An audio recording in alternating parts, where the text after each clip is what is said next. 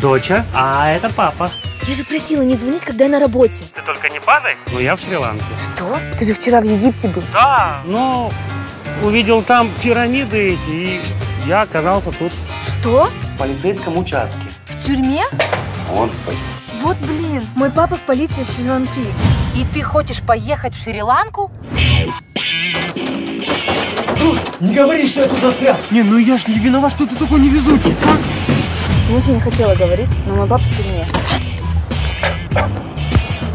Чё? Презервативы уж купил? Ну да. А зачем? Сколько тебя знает, ты ни с кем не замутил. 500 баксов. Ну вы ж казахи. Да. И чё, нет травки? Нет. Наша юрта и наш флаг.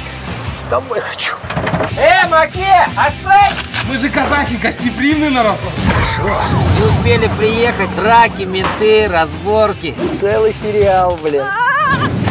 Эй, отдай планшет! А вдруг она еще живая?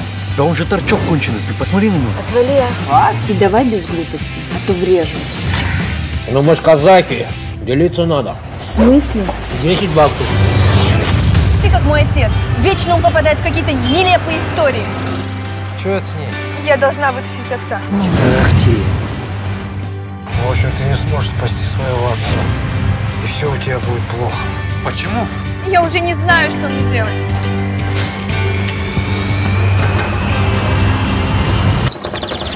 О, придурок, а! Его нигде нет. Летал!